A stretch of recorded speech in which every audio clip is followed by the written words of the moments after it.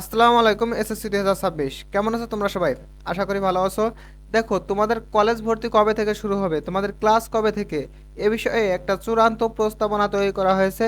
এই চূড়ান্ত প্রস্তাবনাটা আগামীকাল তোমাদের শিক্ষা মন্ত্রণালয়ে উপস্থাপন করা হচ্ছে। ঠিক আছে?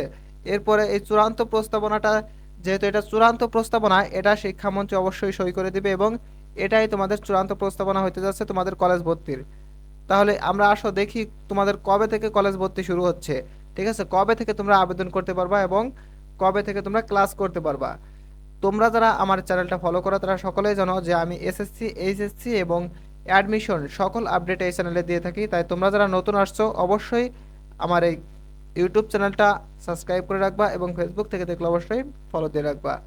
দেখো, কলেজে ক্লাস হতে পারে তোমাদের কবে থেকে?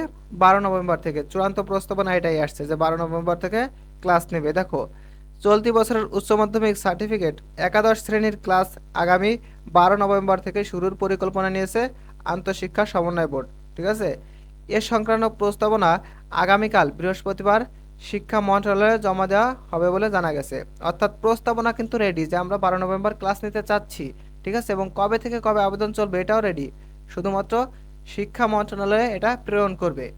বিষয়টি নিশ্চিত করে আন্তঃশিক্ষা সমন্বয় বোর্ড সভাপতি এবং ঢাকা মাধ্যমিক ও উচ্চ মাধ্যমিক শিক্ষা বোর্ডের চেয়ারম্যান অধ্যাপক সৈয়দ আখতারুজ্জামান দা ডেইলি ক্যাম্পাসকে বলেন, প্রস্তাবনা অনুযায়ী আগামী 15 সেপ্টেম্বর থেকে ভর্তি আবেদন শুরু হতে পারে। তাহলে তোমাদের ভর্তি আবেদন কবে থেকে শুরু হচ্ছে? 15 সেপ্টেম্বর। আর ঢাকা মাধ্যমিক ও উচ্চ মাধ্যমিক শিক্ষা বোর্ডের চেয়ারম্যান যেটাই বলেন সেটাই কিন্তু হয়। শিক্ষামন্ত্রী শুধু পরবর্তীতে সইটা করে দেয়। ঠিক আছে, তাহলে তোমাদের 15 সেপ্টেম্বর থেকে আবেদনটা শুরু হচ্ছে।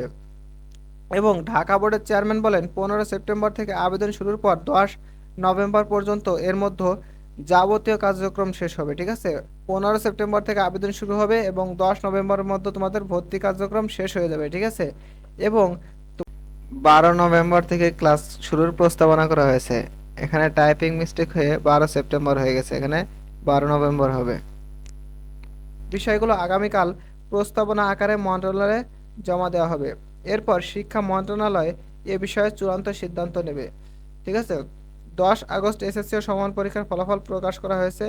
এবার 11টি শিক্ষা বোর্ডের এইচএসসি, এসএসসি ও সমান পরীক্ষায় মোট শিক্ষার্থী ছিল 18,29,485 জন। এর মধ্যে পাশ করেছে 11,38,777 জন পরীক্ষার্থী।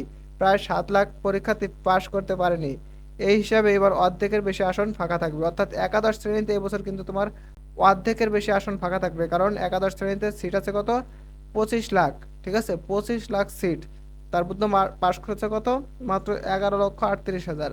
তাহলে বুঝো অর্ধেকেরও বেশি কি সিট ফাঁকা থাকবে।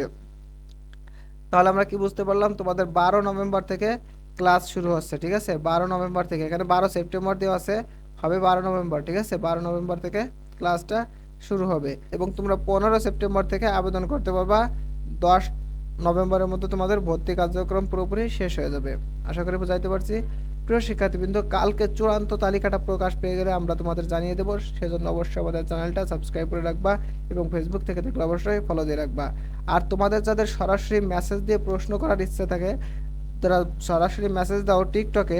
বিশেষ করে টিকটকে কিন্তু উত্তর দেওয়া সম্ভব হয় না। তাই তোমরা অবশ্যই আমাদের ফেসবুক পেজে মেসেজ দিবা।